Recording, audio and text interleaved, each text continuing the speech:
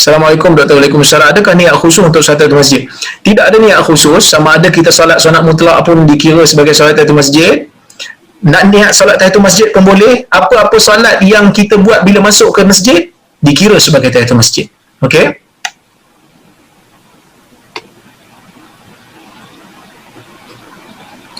Doktor, wajibkah kita qada salat-salat yang kita tinggalkan sewaktu kita dalam keadaan jahil semasa muda? Oh, saya hurai panjang dah dalam kuliah yang lepas, tapi secara umumnya ada dua pandangan bagi mereka yang tinggal salat dalam keadaan sengaja. Majoriti ulama wajibkan qada, minoriti ulama mengatakan wajib untuk bertaubat dan memperbanyakkan salat sunat. Tak boleh dah qada, dia kata. Jadi nak pegang pendapat majoriti pun boleh, nak pegang pendapat minoriti pun ada hujah. Saya pegang pada pendapat minoriti, banyakkan salat sunat, bertaubat kepada Allah Subhanahu Wa Taala. Okey. Ui, banyak soalan ni.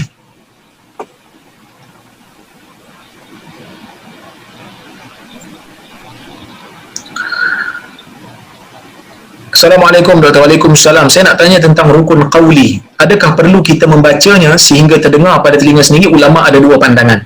Pandangan pertama, pandangan mazhab Syafi'i. Mesti dengar pada telinga sendiri dengan ukuran telinga yang normal.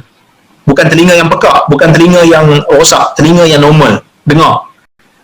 Bismillahirrahmanirrahim. Alhamdulillah. Dengar.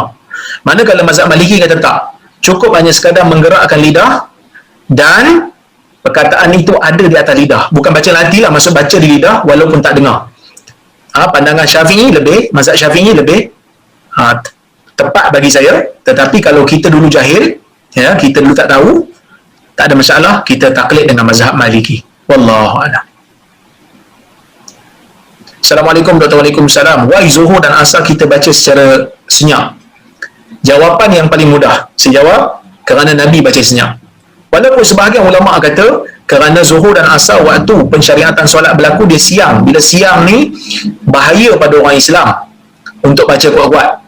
Untuk baca kuat-kuat kerana diorang tahu nanti orang Islam solat, baca kuat-kuat, mereka akan mengapa-apakan orang Islam atau menyerang orang Islam. Malam waktu orang dah tidur, orang tak dengar, jadi boleh baca kuat. Tetapi pandangan yang tepatnya ialah kerana Nabi baca senyap, jadi kita baca senyap. Bila Nabi baca kuat, contohnya macam solat Jumaat, walaupun siang Nabi baca kuat, kita baca kuat. Itu je jawapan yang paling tepat setakat ini. Kerana Nabi SAW tunjukkan ibadat, kita ikut macam mana yang Nabi buat.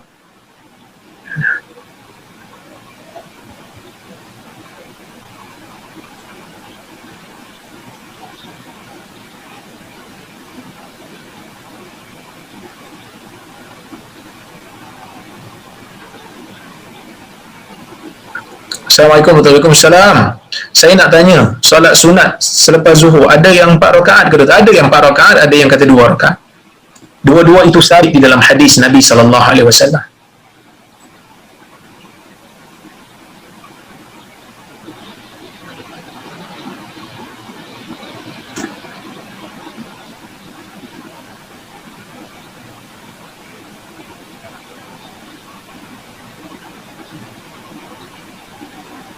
Assalamualaikum warahmatullahi wabarakatuh. Jika kita lewat ke masjid dan salat telah selesai, mana afdal? Buat jemaah baru atau ikut orang yang sedang tambah rakaat? Bukan tambah rakaat kot, selesaikan rakaat yang maksudnya dia selesaikan rakaat masbuk dia tu kan. Mana lebih utama? Saya sebutkan kat sini, kalau ada orang lain bersama dengan dia, ya, buatlah jemaah baru daripada dia ikut orang masbuk. Kenapa? Kerana kalau buat jemaah baru, daripada awal salat dia sampai ke akhir dia berjemaah. Kalau dia masbuk, kalau dia ikut, dia berimamkan dengan orang masbuk, orang masbuk bagi salam, dia kena tambah dalam keadaan bersendirian. Jadi kalau tak ada orang, follow orang masbuk, tak apa. Tapi kalau ada orang, buatlah jemaah baru. Wallahu a'lam. Tapi itu ada perbahasan lain lah. Para ulama ada yang mengatakan tak dibenarkan kerana imam ratib, kalau imam ratib tak bagi tak boleh, kena dapat izin imam ratib. Tetapi dalam keadaan kita sekarang, imam ratib pun tidak ada orang kata apa halangan kalau memang orang tu nak solat berjemaah lepas daripada imam ratib selesai. Imam ratib ni imam lantikan kerajaan, ya. Kerana Nabi SAW pun pernah bertanya pada sahabat yang datang, yang solat bersama dengan Nabi, bila orang lain datang, Nabi siap tanya lagi pada sahabat yang solat dengan Nabi tu, may yatasaddaq ala hadha, siapa nak bersedekah dengan dia ni untuk solat bersama dengan dia berjemaah lain, supaya orang yang datang lambat tu boleh berjemaah juga. Baik. Waalaikumsalam. Adakah sunnah doa selepas iqamah? Ada dua pandangan. Pandangan yang pertama, tak ada doa selepas iqamah. Pandangan yang kedua kata doanya sama macam doa lepas azan.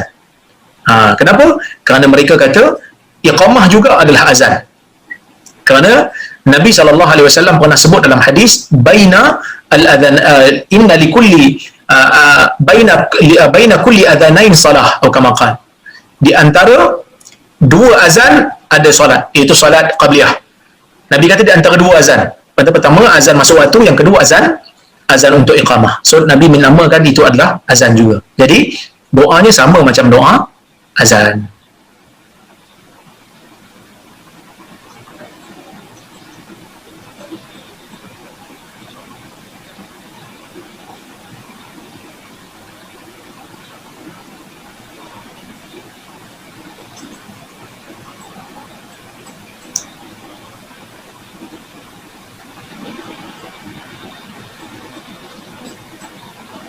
Okey, ni ada soalan. So during azan must stop talking or eating? Pertamanya, disunatkan waktu azan adalah untuk menjawab azan. Adakah dilarang untuk bercakap waktu azan? Walaupun ada orang kata kalau siapa yang bercakap waktu azan nanti bila mati jenazah jadi berat, sebenarnya pendapat itu tidak ada asal. Hadisnya tidak ada dalam masalah tu.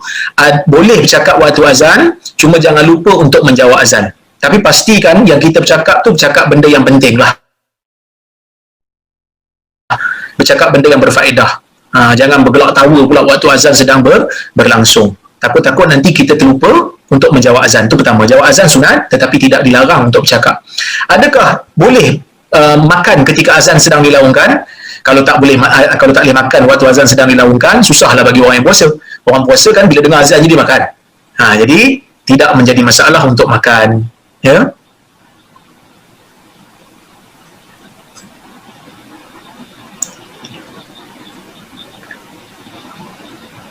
Assalamualaikum warahmatullahi wabarakatuh. Azan ni fungsinya untuk menunjuk masuk waktu solat dan memanggil jemaah ke masjid. Betul.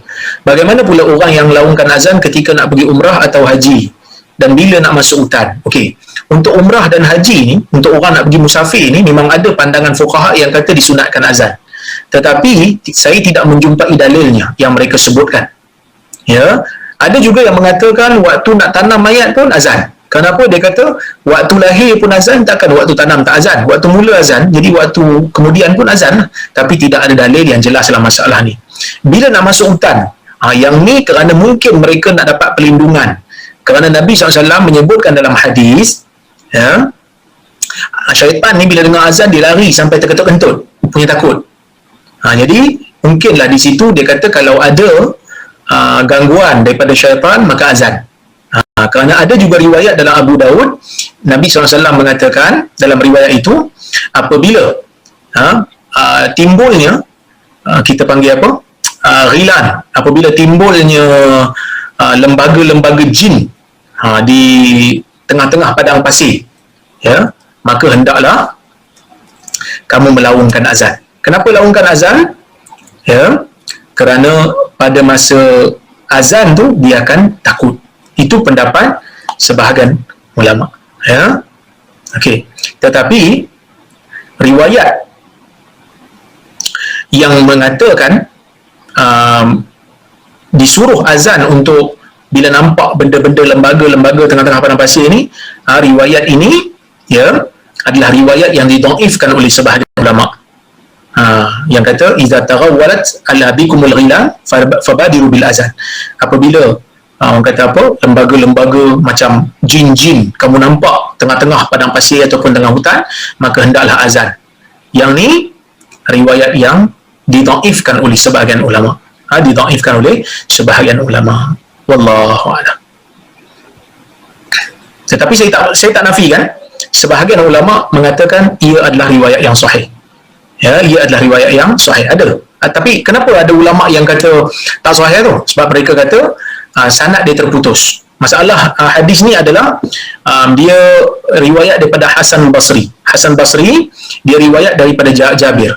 Dia dengar tak daripada Jabir? Yang ni yang ulama berbeza pendapat. Ada yang kata dengar, ada yang kata tak dengar. Ini yang menjadi masalah. Yang kata dengar, dia kata sahih lah. Tapi okey ke azan? Bagi saya tidak menjadi masalah. Dan dapatkan perlindungan, kita azan. Kerana Nabi SAW mengatakan syaitan takut dengan azan.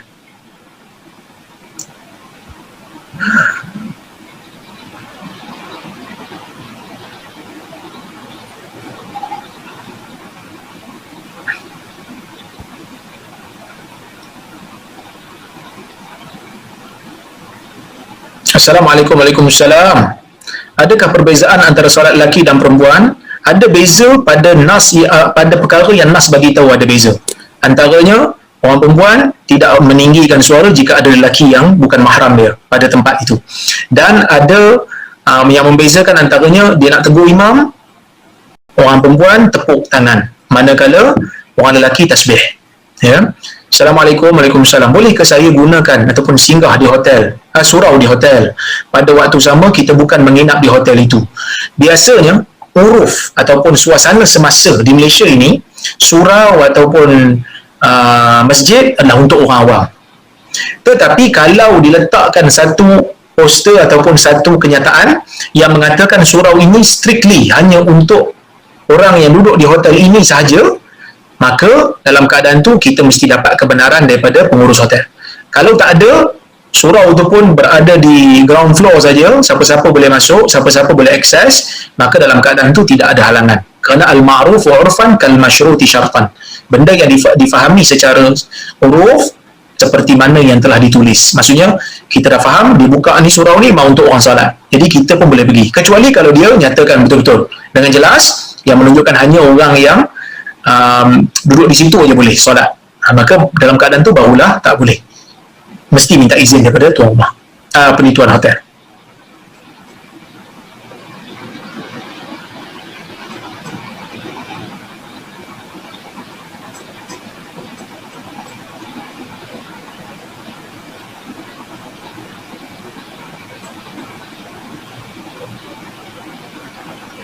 Semasa sujud dibenarkan membaca doa-doa daripada ayat Al-Quran kalau tujuan kita membaca ayat Al-Quran tu memang untuk berdoa dengannya. Rabbana atina fid dunya hasanah.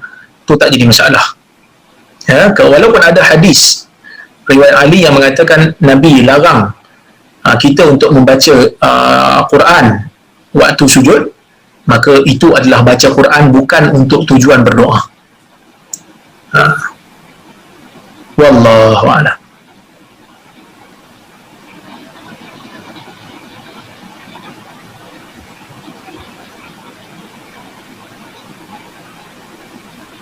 Yang lain ni soalan-soalan lain insya-Allah kita akan jumpa bila kita bincang buku kita ni dengan lebih mendalam insya-Allah. Jadi saya rasa cukuplah sekadar tu untuk hari ini. Insya-Allah jika ada kesempatan yang lain kita bertemu lagi, saya mohon maaf kalau terkasar bahasa tersilap kata. Aqulu qawli hadza wa astaghfirullahal azim li wa lakum. Wassalamualaikum warahmatullahi wabarakatuh. Terima kasih kepada Nur Islam Academy yang mengajukan kuliah pada malam ini.